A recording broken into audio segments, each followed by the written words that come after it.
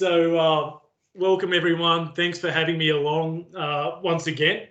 This is Alec Munro of the Tubes and myself trying to pull together again an employability workshop for you. We tried once before for those of you that were on the line and failed miserably due to technological issues my end. So my apologies there. Anyway, this is our second attempt at this. I've got the slide deck up. We're recording, so you can take this away and mull over it as much as you like following this. And of course, if you've got any questions at all, feel free to hit me up. You'll have my email details at the back of the slide deck, or you could post them through to Alec himself and we can come back to you with some answers there. But by way of brief introduction, my name's Mark Harrison. For those that don't know me, I'm a partner with Findex here in our Hobart office in the Business Advisory Services division. I mostly do business consulting type work with my clients, but I also oversee a large component of our accounting and tax department, if you like, as well, with many and varied clients from within Tasmania and across Australia. So without further ado, we might kick off and start off with the employability workshop that I prepared for you earlier.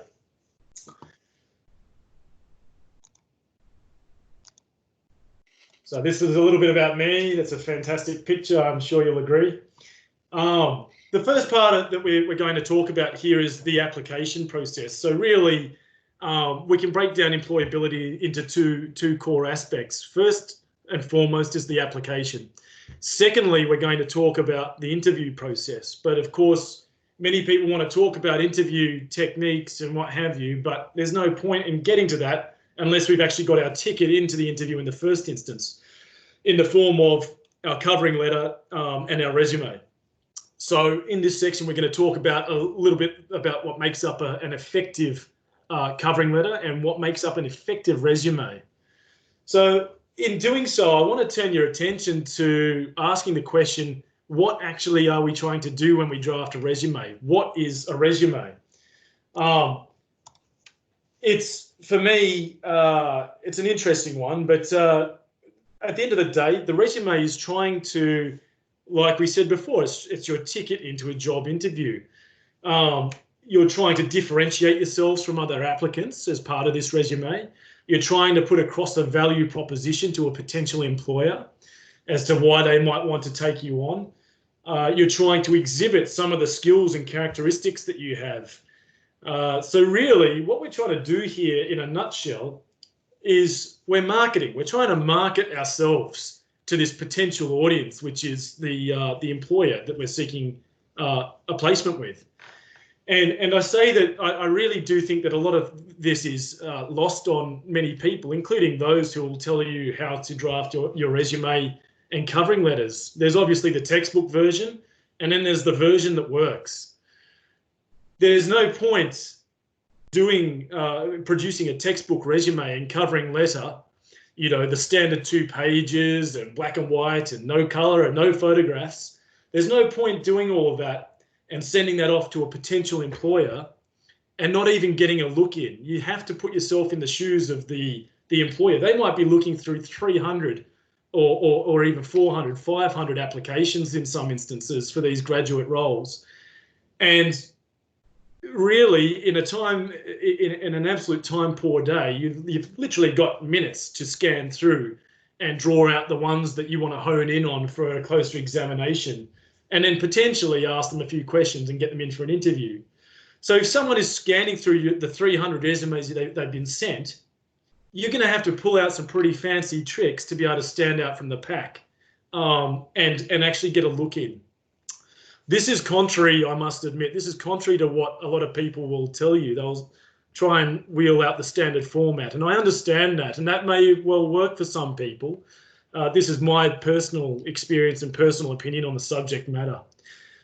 I always think it's better to try something a little bit different and get noticed than just do the same old thing and risk not being noticed at all. It's better to be noticed, but to not necessarily get the gig or not quite resonate with the audience. It's better to be noticed and fail than to never be noticed at all. So with that in mind, the resume in my mind is simply a marketing piece. It's an advertisement. You're advertising yourself to a prospective employer to get a gig, to get an interview. So what are the key elements of effective marketing? It captures the targeted audience's attention. It's simple and easy on the eye, unlike my slide deck, so I apologize in advance for that. It enables the audience to visualize the benefit to them. So this is very important. When people are flicking through a newspaper or a magazine and they see an advertisement, say, for a motor vehicle, next time you see one, I want you to run your eye over it with this in this context. What the marketers are trying to do is get you, the audience, to visualize yourself in that vehicle, be the person in the car, you know, with the breeze rushing through your hair, all that sort of business, you know. The more they can get you to visualize yourself in that car and how you might look in that car, the more inclined you are to step foot inside the dealership and ask for a test drive. It conveys value specific to the target audience. So this is very important for people who are trying to land themselves in an accounting position, as opposed to, say, an architectural job. You know, the target audience are looking for two completely different things. We'd be naive not to take that into consideration. And it also differentiates our competitors or like products, okay? And this comes back to what I was saying before. You must be able to differentiate yourself from the other 300 applicants. So these are the criteria, if you like, for an effective piece of marketing. This is a little exercise that a role play, I guess, we could have. Imagine that you're an employer, you're time poor, you've got a lot of applications to look through, and you've got 1 hour to look through all these applications. Which resumes catch your attention? Which resumes demonstrate problem solving? Which resume covers the broadest content? Which candidate strikes you as being interesting and worthy of further review? These are all questions going through the potential employer's mind. This here is one of the applications that's been sent through to you, as is this one, as is this one. And I'm literally looking at them in real time. This is as you would be flicking through resumes that come to you. You can tell here, the point I'm labouring is that they all follow a very similar vein. They all give you similar information. And when you're a graduate and the only accomplishments you've got in the industry to your name is that you've got a degree the same as everyone else, it's pretty damn hard to show that you're more valuable than the next person in terms of that potential employee type role. So as you're scanning through these, none of them are particularly leaping out at us. Again, pretty stock standard. We might sit here and there might be some great information in these resumes, but you're not going to get to it. You don't have the time. All of a sudden, Jane Rowe comes along. She's got colour, a photograph, some interesting graphics, and you know, she's got all that information there that was presented in the other ones. But gee, does she stand out from the other applications? Now, look, I'll disclaim right here.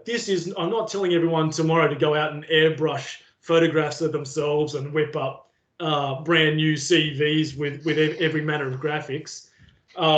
That's not what I'm trying to get at. It's simply a demonstration to say that it's easy on the eye, having just gone and looked through hundreds of similar documents being bombarded with information. What's more, it's grabbed our attention. What's more, she's given us a photograph of herself. And I know some people are vehemently against this, but I think you should always include a photograph. Why? It comes back to us being able to visualize that product, you know, the motor vehicle. If you can see someone and they look like they're presentable and they're nice and they're professional, well, then straight away you can start to visualize them mingling in amongst your team and your colleagues. Another thing that this one does is if you look at the skills section and the languages, it presents information in an interesting left of field manner. It's telling us any number about her various skill areas and the degrees to which she's competent.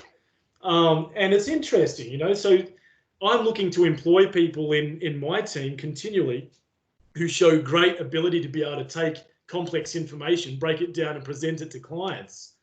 And I'm sure many of you will have heard about dashboard reporting and likewise at university as part of your studies. This is somewhat of a resume dashboard, isn't it? So it's an interesting approach. And whether or not Jane Rowe is the right person for my team is still yet to be seen. But hey, she's got my attention. She's demonstrated an interesting approach and creativity. She's presented herself there on the page. And she's also shown that she can think outside the square and be creative in her approach to supplying services to clients. I'm liking what I'm seeing. Equally well, we've got Vincent Spears. Now, he's a graphic designer, so you would expect nothing less from a show pony like this. But it's an interesting example nonetheless, along the same lines, taking what would otherwise be very bland information and putting it across in a way that is interesting, it's creative, shows a degree of problem solving, all of the above. So again, I'm not telling you to rush out and do what these guys have done, but it simply demonstrates the point I'm labouring, and that is you need to step outside the social norm when it comes to drafting your resume if you're going to be noticed in the first instance. I would highly suggest that some of you consider not going to this extent necessarily, but finding a nice halfway happy medium between the standard resume and something with a photograph of yourself and some colour, perhaps. So, upon reflection, how does your own resume measure up against those criteria? If you remember back to those key elements of effective marketing, you could really go through and do this exercise yourself and rank yourself from 1 to 5 on each criteria. I'm certain if you're anything like me when I first thought about this constructively, the score was actually quite low. And there's a number of ways that we can go about building that score and covering off on those core effective key elements of the marketing in terms of our resume. And those are, things like having a mate who studies graphic design, review the resume and look over it and give you some feedback. Use colour. Include an effective picture of yourself. I stress the word effective. I don't want to see any pictures of taken on your iPhone or anything like that. It's got to be a nice shot. Make sure the appearance is simple and easy to digest. You don't want to bombard them with truckloads of information all crammed in on one page. Address the core competencies of the position you're going for. It needs to appeal to the target audience, doesn't it? So that's what we're getting at there. And you've got to look at it from the view of commerciality as well, understanding that at the end of the day, someone is going to employ you because you're going to make them money. Okay, this is a business at the end of the day. There's a few nice to haves around the sides of that, around cultural fit, this, that, and the other. And they're all very, very important, don't get me wrong. But you're going to be making your employer money. So you need to be able to demonstrate that you understand that and you're prepared to do it. List some of your core values and character traits. We get so lost in our qualifications that we forget to actually tell people who we are. And how can anyone pick you out of 300 people with the same qualification if they don't know who you are? It's very important. And undertake your own psychometric tests. Present the data graphically like they've done, maybe. I don't know. You might even choose to send in a copy of a psychometric test to show your aptitudes and what have you as an appendices to your resume. Just think outside the square. That's the point I'm making. Think outside the square, be creative, get the attention and put yourself across very, very effectively. Now, I get asked very, very often, how do we show prior experience on a resume when we don't have prior experience and no one will give it to us? It's that age-old catch-22, isn't it? But there are a number of ways. And what I would say to anyone who asks this is you need to show that if you haven't had the experience given to you, that you've gone and got the experience yourself. And there's a great number of ways you can do this. And it's only going to put you in higher and higher profile when you're going and having these conversations with potential employers. They'll love it. You can volunteer for any number of treasurer or finance roles. You can undertake your own online MYOB, Xero, Reckon, any number of those cloud software online certifications. You can go and do that right now. You don't need to wait for someone to tell you to do that. You can start your own business as a bookkeeper in the interim between beginning your studies and attaining gainful employment, employ yourself. Put yourself out there as a bookkeeper. It's not a regulated field, so you can go out there and start bookkeeping for people tomorrow, provided you've got a little bit of nous. Apply for all the internship programs you can. So they're all ways that you can get, I guess, prior experience, and they're very important. They're going to get you the experience you're after. So we've also got a couple of tips here from our Findex recruitment team. So I should mention that Findex has a centralized talent acquisition team. So when you put your resume through to us in the initial instance, it will go to those guys to vet, I guess, along with all the applications from around Australia. So it's really important to get inside their head and know exactly what they're going through. I've asked them specifically to give you guys some tips here as well. So here they've said, do your best to obtain transferable experience, but whether it be through volunteering or completing a formal internship. I really do think, guys, that one of the best forms of experience that you can gather is by joining a not-for-profit organisation on the board as a treasurer. You'll find that the boards of not-for-profits are continually asking for experienced or even just qualified people or finance students to step into their treasurer roles, look after the books, provide advice. And they're great informal roles to be a part of whilst doing a good deed. I personally, I've sat on numerous boards, most of them for environmental groups, and I still do weigh in from time to time in various board capacities in one way or shape or form. I think it's a great form of transferable knowledge. Professional experience is valuable, even if it isn't in your desired field. Key transferable skills such as communication, organisation, business acumen can be developed in all areas of professional work. You can also complete online internships through organisations like Inside Sherpa and completing online modules for world-leading companies. This second paragraph here about getting experience in any as close to your desired field as possible, that's an interesting one. If in doubt, have any work experience. I mean, when I was in university, please don't judge me, but I was a bouncer in the nightclubs for 5 years. And I can tell you now that learning how to speak to drunken, unwieldy people at the clubs on a Saturday night has set me up for negotiation skills like you wouldn't believe down the track. And hospitality, in fact, it's all about service. It's all about looking after your customers. So there's absolutely no difference between that and what I do now. I'm still servicing customers all the time, and I've got a good service mentality. So I would advise everyone just to get out there and gain as much experience as you possibly can get.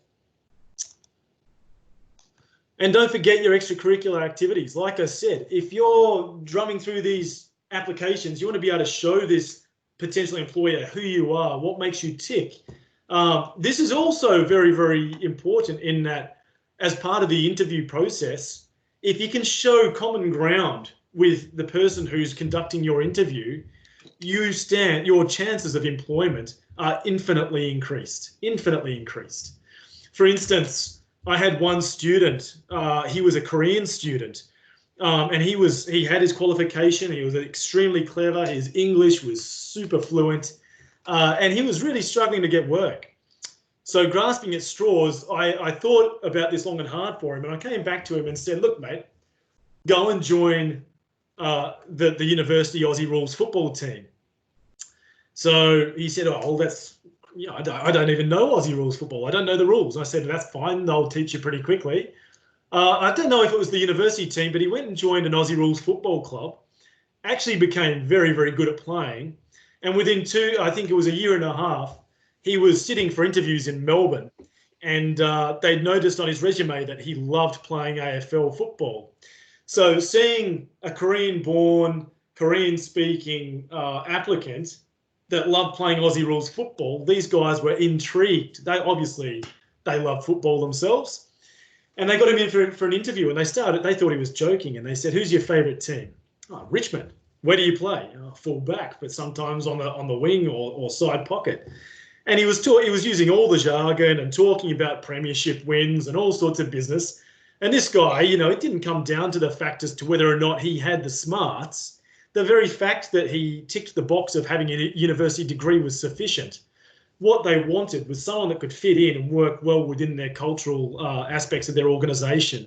And I love the fact that he was a guy that was just so outgoing that he just went and signed himself up with an Aussie Rules football team out of the blue. So I think that's a great example of showing how extracurricular activities can convey a message about yourself, the type of person that you are, and also it can give you a point of commonality with your potential employer when you're going through your interviews. So you can show them, if you're part of a club, write it on the resume. If you play team sports, write it on the resume. List your interests, no matter how bizarre or left of field they might seem. Like I said, it provides a degree of personal interest, and it describes that you're a team player, and shows them a little bit about who you are. Again, this is another element that the textbook will vehemently protest against. Do not list personal interests. Do not tell them how you think, feel, or who you are. It's a bizarre concept, but again, like I said, it's just my opinion. Okay, let's move on to the interview. So again, we've sent in a lovely resume. We've got their attention. You've gone out and you've all joined AFL footy teams, and you've got a point of commonality. I don't suggest you do that. Do something different. But anyway, and you've got their interest. You're one of maybe 5 or 10 out of 300. Well done, you. Now comes the hard part. You've actually got to talk the talk and walk the walk. You've got an interview. What do?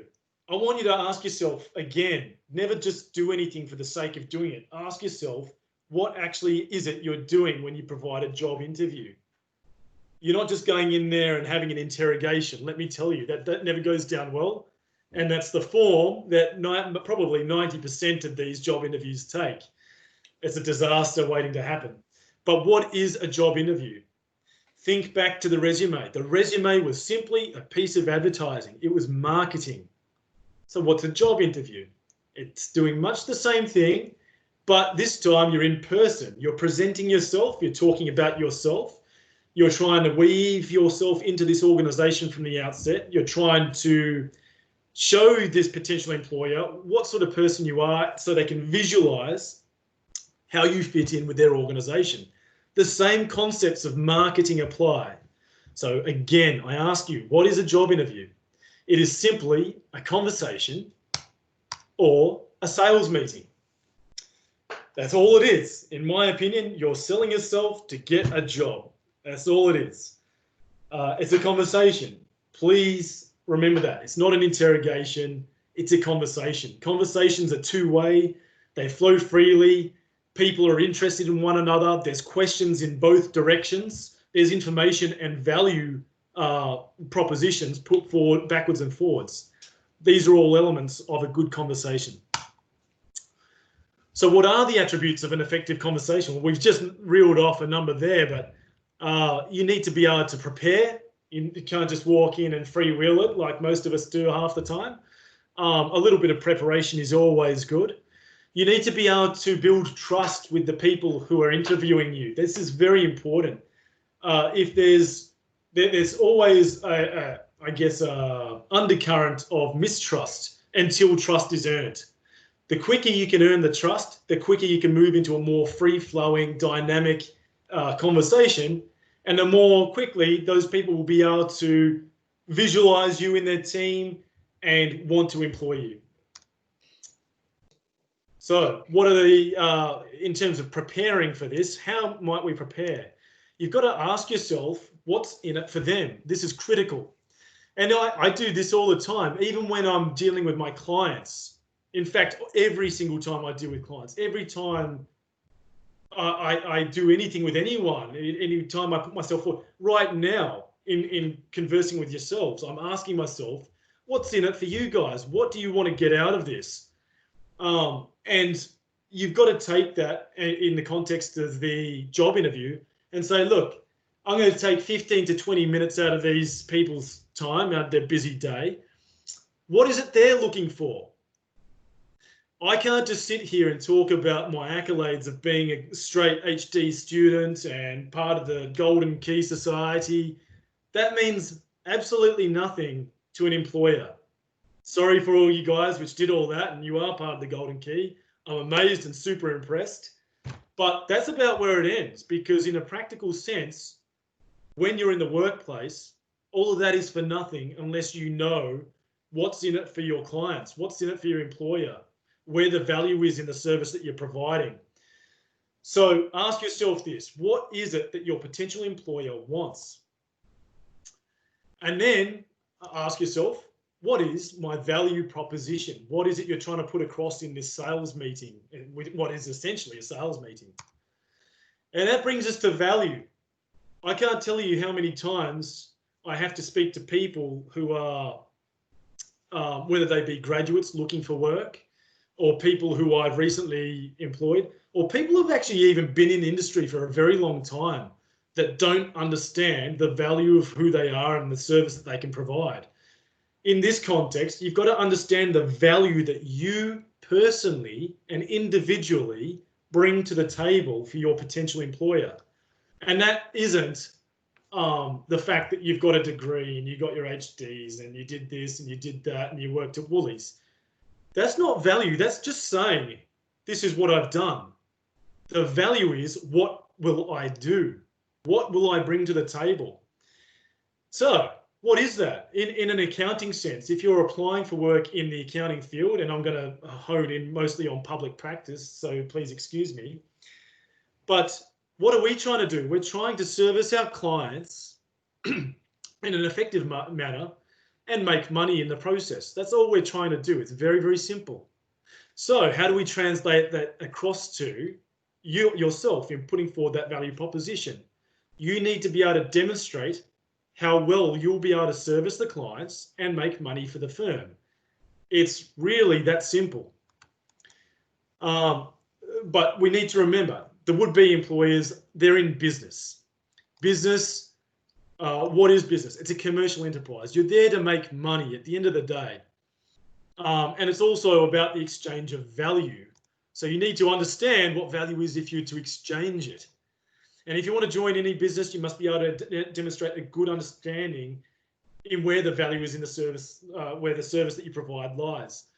I had a conversation with someone just this morning, actually, a student who I'm mentoring, and we talked exactly about value. And we talked about, I'm trying to remember now, specifically, I think it was estate planning. So when someone is nearing the end of their tenure, their life, they've spent all their time in business working hard to amass wealth and investing and being, a little bit Scrooge-like and squirreling away money for the next generation. They want to see that their family is looked after. I can't tell you how many accountants would just want to jump in the room and talk about tax loopholes and financial statements, but there is no value in that to someone sitting in the shoes of someone who's nearing the end of their life. They want to see a succession plan. They want to see all of their wealth transferred across to the younger generation. What's more, they want to know that their family that they're leaving behind is well looked after. And that's non-financial, that's emotional. As an accountant, you can be there for them and basically demonstrate that by the time they pass away, everything's well in hand. You're going to be there with the family at every step in the way and taking them on their next steps as well, just as you have done with them during their lifetime. That is a weight off that client's shoulders. And that's where the value is there. The value is in understanding the emotional need and exactly what they're trying to get out of that value interchange.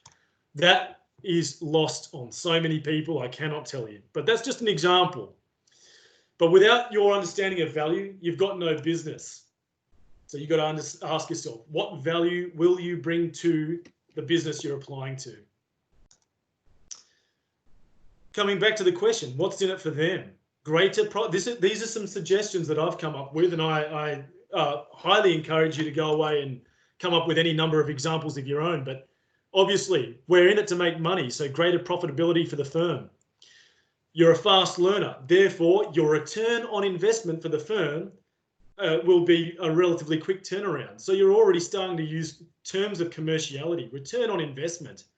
It generally takes us 12 months to take someone from university and turn them into a profitable employee.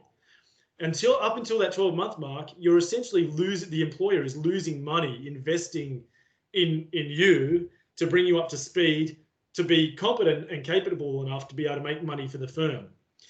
If you're a fast learner, you're going to be able to shorten down that learning time, do all of your own research, bring your own understanding to bear on the situation, and start making money for the firm much earlier in that piece. So their return on investment is realized much sooner than with the other candidates.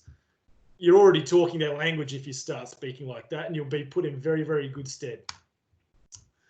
You bring a commercial mindset and the approach to your work, looking for further opportunities to service the clients and, importantly, bring in new clients to the firm.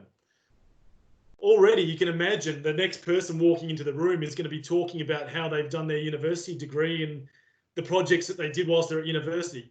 I'm sorry, we're well beyond that now. We're talking about how you're going to be attracting new clients to the firm. Much more important, much more impressive. You're effective at engaging and servicing the clients of the firm. So again, can I visualize you sitting in front of my client, speaking to them, putting them at ease, and making sure that all their needs are met? Efficient, no time wastage. Again, it comes down to time and money. You're not going to be wasting anyone's time. You're not going to be wasting their money if they come along and employ you. And you're going to be doing the tasks within the allocated budgets. Now, I get this one a lot, particularly with students from overseas, that English is their second language and that is their biggest hurdle. I'm sorry, but, and look, I don't want to make light of the situation. That does, in many ways, put you at a disadvantage, but it shouldn't ever disadvantage you when it comes to employment. And I'll say this right now. If there's an employer out there that is prejudiced towards you because you're of a different nationality or because English wasn't your first language, then perhaps that's not an employer you want to work for. And I would encourage you to go and find work elsewhere. The sorts of employer you want to look for is someone that recognizes this as a strength. Now, for the Australian-born students or the fluent English speakers on the line here, ask yourself, could you go to India, China, Japan, and do a university degree in a foreign language, get gainful employment, and deal with all the cultural goings on at the same time? Because I personally know I would struggle a lot. So hats off to any one of you who are overseas. You've come here, you've done a degree. English as a second language is not, it's not a weakness. It's an amazing strength.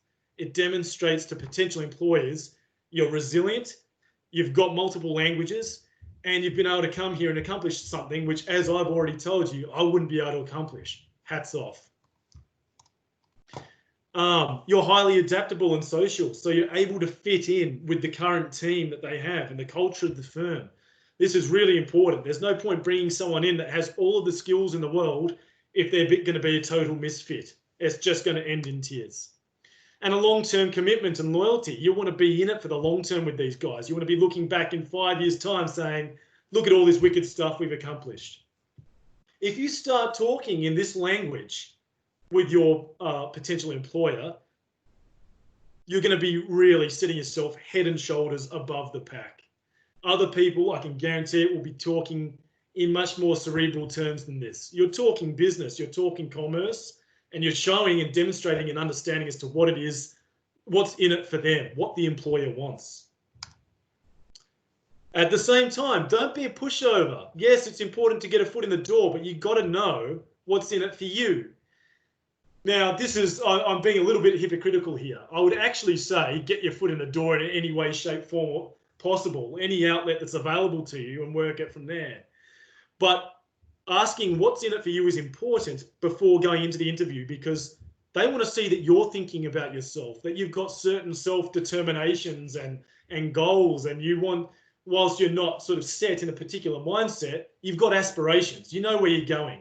It's very important. We want to see people who are go-getters, not reactors.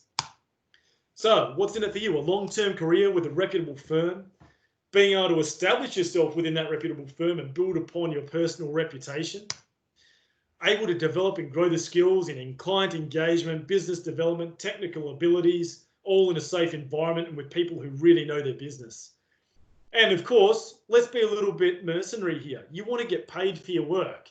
You're not just going to roll over and do it for free. That is underselling yourself totally. So state your price.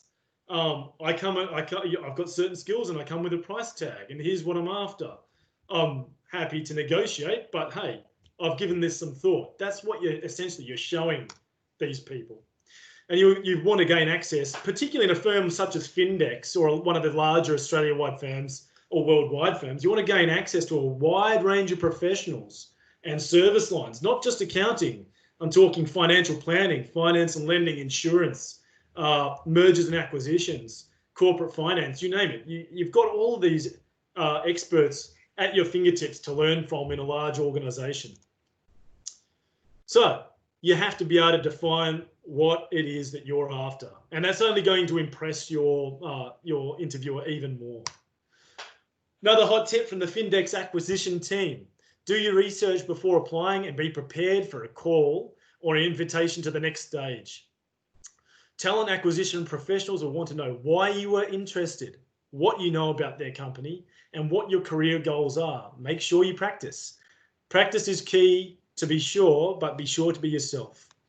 Show your personality and don't read off a script like I just did. That's really important. And again, knowing what's in it for you and knowing that you're on a particular tangent is very important for an employer. The conversation, again, we're just talking to someone. This is a two-way conversational street. Ask as many questions as you receive. Understand the audience that you're talking to. If you can, try and glean from whatever cues you have in front of you when you're looking at them, listening to them, what sort of personality they are. If they're hard and fast, speak hard and fast. If they're a bit more chilled out and laid back, be a bit more chilled out and laid back within reason. I've thrown in here the personality type test that I refer to as mode. I don't really have time to go into this here and now, but I would really stress that you go out there, whether it be Myers-Briggs, personality type mode, any number one of those personality type tests or exercises you can do, look them up, Google them, and do it yourself and learn who you are, learn how to pick out other people. That way, when you walk into the interview room, and you will know exactly who's sitting opposite you and how you can purport yourself in a way that is, it's going to endear yourselves to them all the more. Again, it's not an interrogation. You've got to ask questions both ways. Make sure it works for the both of you. And this question and answer session, it's never going to get you a job. It's awkward for you. It's awkward for us. In fact, it's terrible. You just feel sorry for people after they leave a session like that. Engage your interviewer as though you are conversing with your future business partner. This is great. I used to do this one all the time, and I do it with clients. I do it with anyone that I'm trying to persuade in some way. We're having a marketing conversation. So speak to your interviewer as if you're already a part of their team. So I'm in your team. I can see us doing this sort of stuff in the first year. This is where I can provide some commercial value. Second year might look a little bit like this, and I'll jump on and do my CA and CPA, and it'll help us to be able to get more skills and more services into the business here. By the way, my family, friends have businesses in X, Y, and Z. I'll start greasing the wheels to work and bring them into the firm as clients. So you're already talking to them as if you're on the same side. And straight away, they'll just be going, hey, when do you start? When asked, do you have any questions for us? Always have questions to ask. Don't sit there dumbfounded and don't say, I'll come back to you on that one, because it's not going to wash. At the same time, you don't want to be sitting there bombarding them with questions for the next hour because they're busy. Pick out 3 really great questions and leave it at that. Some examples of questions you could ask. And again, we're coming back to the commercial mindset and trying to demonstrate that to your employer. What are the career pathways available at your firm? because obviously you start in one place and a career could take you in any number of directions in a large accounting practice. What areas can people specialize in? Can I go into specialist tax, audit, mergers and acquisitions? What skills do I need? Are there roles for generalists, or can I be more of a technical specialist? There you go. Are there roles for generalist advisors, such as myself, I might add? And what other service lines does the firm have? What are the most profitable service lines? Again, we're bringing it back to the cents and dollars. So what are the most profitable service lines? How do you feed those profitable service lines? You know, if a service line isn't particularly profitable, how does it then feed into those more profitable service lines to get a better aggregate return for the firm? What stage of the business life cycle are you at? You know, are you a mature firm? Are you a startup? Are you just setting out? Or is the market in decline and we need to turn it around? It's great to know these things. It shows that you're thinking like a business person. And this is a very, very important one. What is the strategic direction of the firm? At this point in time, the finance and accounting industry is undergoing huge fundamental changes dictated to us by what the market is asking of us. So it's really important for you to understand what that strategic direction of the firm is, and if they even have one, because there are a lot of larger firms in particular which are just resting on their laurels and going with the flow. They're not really pushing the boundaries of new service delivery models or anything like that. But hey, asking the question is going to show that you're eager to learn, and you'll see if that result it really resonates with you. For me personally, I love being part of the second tier. I don't like being part of necessarily the big four because you're already there. I like to be a part of the second tier because you get to chase. You get to make it up as you go, and you can create new services, new business operating models, all sorts of stuff. It's very flexible. How is your firm tackling the changes within the industry, technological and otherwise? What's the social culture like within the firm? Will I fit in? What support is there for supporting work-life balance, continuous professional development and the like?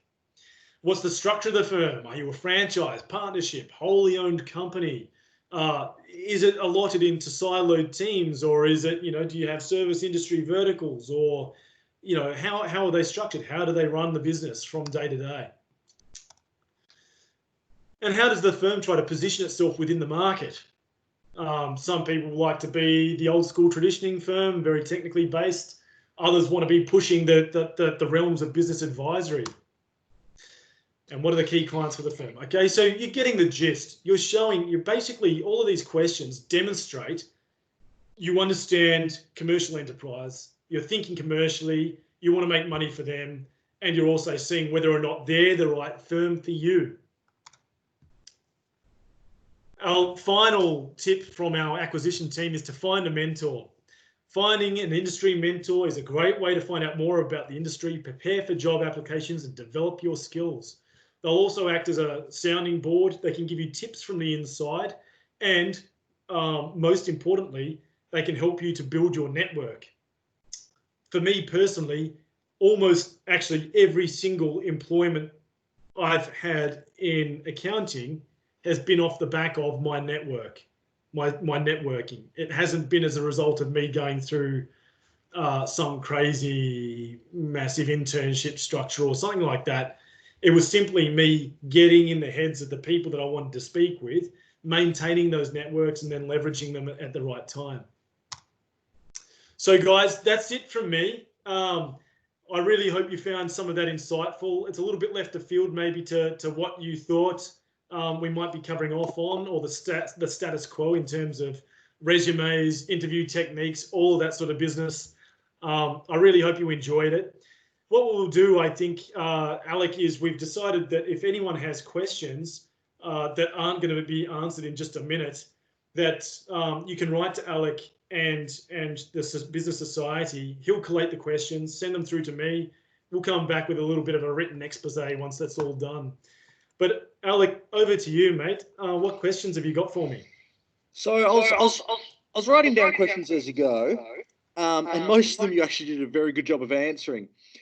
But off the end, you mentioned mentors. Now, we at Tubes offer, or in non-coronavirus times offer networking sessions and potentially a chance to meet mentors every now and then. But what other approaches would you consider?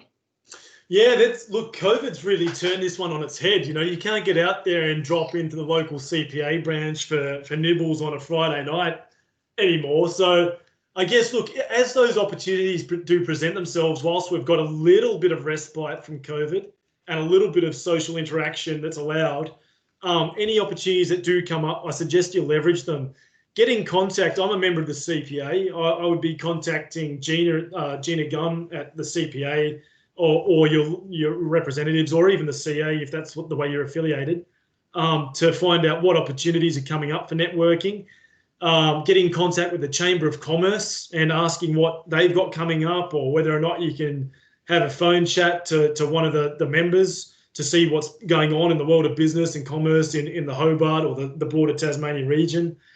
And then also, whether or not you're asking for a job or an interview, just contacting professional services firms wherever the opportunity presents itself, or even create the opportunity yourself to do it, and build those networks. And if and when the opportunity presents itself, if you find someone that really resonates with your way of thinking, or you aspire to be to head down their direction, or you think that you've got something to, just ask them. Be a little bit shameless and say, hey, look, I'd love to stay in contact. I'd love to have a mentor. I won't take up a huge deal of your time, and hopefully it's a reciprocal arrangement where they can benefit from it, whether it be now or in the future. I know I'm certainly open to these things because I'm a firm believer in what goes around comes around. Do a good deed here and potentially it may come back to you down the track. But I'd just be leveraging anything at your disposal to get in front of people and build those relationships and networks. Yeah, well, that's a very encouraging thing to hear for me, and for, I'm sure, a lot of other of our viewers. You also mentioned know a bit about, so, ask questions and learn a bit. Heading into an interview, what would you recommend sort of information you know about the company? Yeah, so I think it's really important to know if you can. We talked about understanding the strategic direction of the firm. Most of this sort of stuff you can get from readily available marketing material online, or even just going onto someone's LinkedIn page. But gaining insights into where the firm is headed, what their service delivery model is, what they think is their unique selling proposition, what sets them apart from their competitors. I think if you can go into the interview with an understanding of all of that, it's going to be very impressive for whoever is on the receiving end. So for us, we've got Findex prides itself on its family office service delivery model. And that is something which really does uniquely set us apart from our competitors because of our unique geographical disposition across New Zealand and Australia, and the absolute breadth of service that we've got. Even when I was with KPMG, they didn't have that breadth of service. And we do have a global network as well. So, learning what that unique selling proposition is by then going in and saying, hey, look, I know your value proposition. I know your service delivery model, and I think I fit neatly within it. You're basically just sliding into that role. It's not going to be a grating experience, and for the employer as well, they're going to love. No one loves to hear things about their business said back to them. It's you're stroking the ego a little bit. So that's kind of what I was getting at there. And this question it's the last big one I have, and it's going to split our viewers somewhat. So ideally, at the end of everyone's studies here, they're going to have an interview and such for a graduate job that will lead on for a career. But there's also, during the study, they're going to have interviews and job opportunities for part-time work, a barista or a waiter or as you were, a bouncer. Yep. That sort of part-time job to cover rent and just gain that level of experience. That doesn't have to be in field that you mentioned.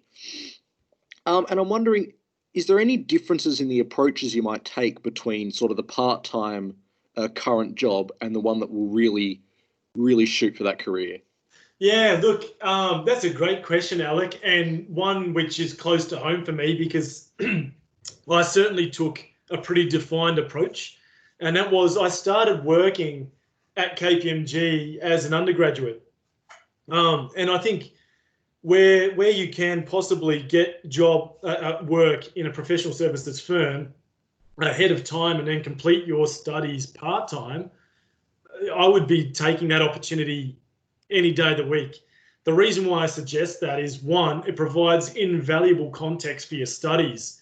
I don't know about you guys, but for me, learning debits and credits and all that sort of business at university meant absolutely nothing because I had no context in which to place it. It wasn't until I got to accounting theory, which a lot of people kind of write off, unfortunately, but I always said that accounting theory should be taught in year one. It provides you the context and the understanding to know why you do certain things a particular way and why it's important. Um, anyway, that's the way my mind thinks. And by having employment as I was going through my studies, I was able to relate it directly back to real life examples. And all of a sudden, I went from struggling to just unleashing at university. It made uni really quite enjoyable. And I love the fact that I was getting paid and I was learning on the job. So, and for me, university is as good fun as it is. It's just, and I don't want to make light of it, it's a great experience and something that we'll always look back on with fond memories. But it really is a means to an end, the degree that you're doing. It's a means to an end. A lot of students will get hung up on the means and they'll get stuck in their university bubble until they finish their studies. And then they'll all be trying to compete over the same jobs. And that's really quite tricky. I think be proactive, get out there, get the job as soon as you can, because it shows you're a go-getter. It'll provide that context. You're learning on the job. You're getting paid for doing it. And you mentioned there before as well, Alec, you know, that those, I guess, less direct jobs, my bouncing job, you know, I was in the army before that as well. And any number of these sorts of life experience gaining roles that you can take on, I'd be going for them. Baristas are great. Anything that's in hospitality is fantastic because when you then transition into the service environment, you're already used to providing a customer experience. You know how to serve. It's always about service. And if you can demonstrate that and you can convey that to your clients in a professional sense, it's fantastic. It's a great attribute to have. That's really good. I was wondering though, any differences in the approaches to those sort of interviews, so or resumes and cover letters, whether that changes, whether the importance, perhaps is the right word, of that interview and the outcomes should affect your approach in any way. Yeah, again, great question. My answer is a pretty simple one, and that is no, because underlying all of these interviews, whether it be a postgraduate interview or a undergraduate interview or interviewing for a going for a position at the local bar, it doesn't really matter what it is. The concepts are the same. The concept of asking what's in it for them, understanding the value you bring to the job, understanding the skills and your uniqueness and why they should pick you. These are concepts which aren't specific to accounting or anything for that matter. They're universal. And also those understandings are going to continue to help you in that role as you go through. So I think the approach that I've suggested in these slides is universal and can be applied to pretty much anything. Yeah. Well, that's good. It's a nice, solid template. And one last thing, we've all heard both sides of this. We've got it all written out in our careers guide as well, and various other places. We've all heard two perspectives on what you were mentioning earlier in the resumes. So whether you want to stand out and a little more controversial and sort of the personal interest touch. And I was just wondering if you could sum up in a short bit, sort of a very simple pros and cons of both, because they've both advocated approaches. So in your perspective, what does the standout approach gain, and sort of, while you must admit, what the other one's advantages might be? Sure. So obviously, again, this is everything that I've put forth today. This is all personal opinion. This is coming from, but it's personal opinion coming from someone that has, throughout my time as a partner, been responsible for recruitment as well. I said, we've got a centralized talent acquisition team now, but earlier on in the piece, I was literally handpicking people and employing people myself. And I've done that, in various roles as well, I might add. So where someone, I would just say that where someone is, or the textbook is telling you to do something, ask yourself, is this coming from someone who has practical, relevant, and recent experience in employing people themselves? Or are they just telling you the theory? Or are you just reading the theory? I think that's really important because, I've been challenged on my views here that I presented today, that, I'm going against the grain and, I'm being a little bit too controversial. But the reality is I'm not telling you stuff that I haven't done myself. And also I'm the employer. So in this case, these are all the things I am looking for when employing someone. Unfortunately, if you're applying to a larger organization which has a far more generic approach to culling resumes and application letters, then perhaps the standout approach really isn't going to work. You've got to be quite specific and fit the mold.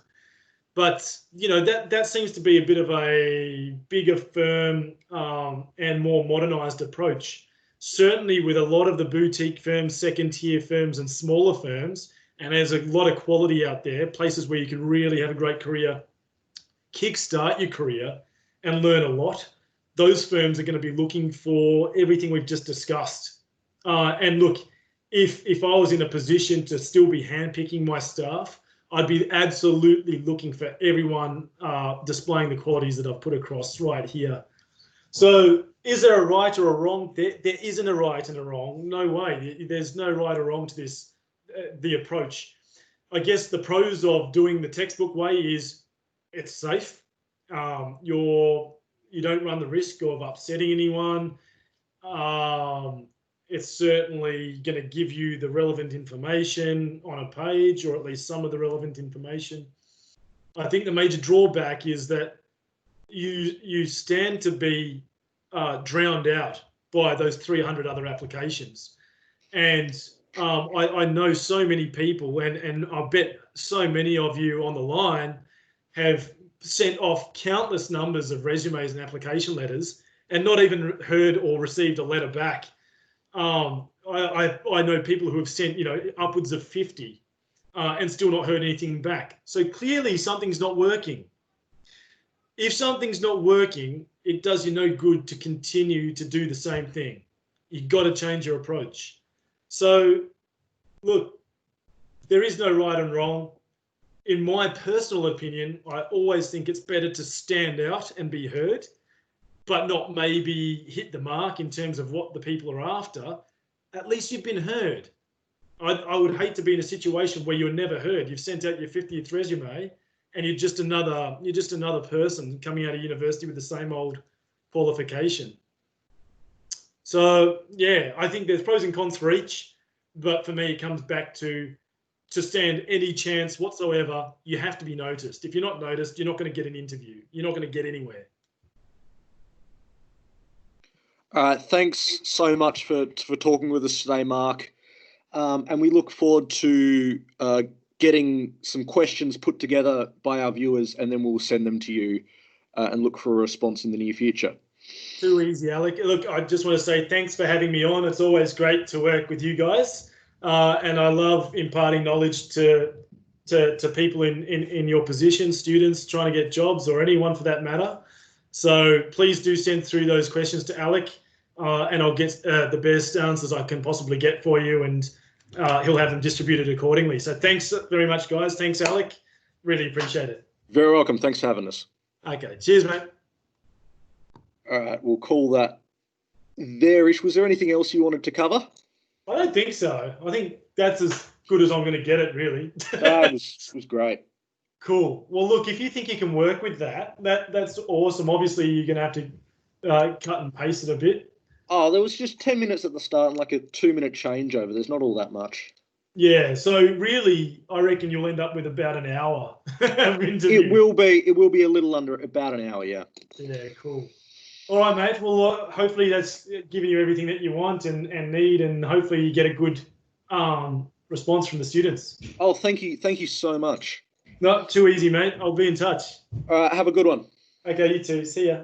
Bye.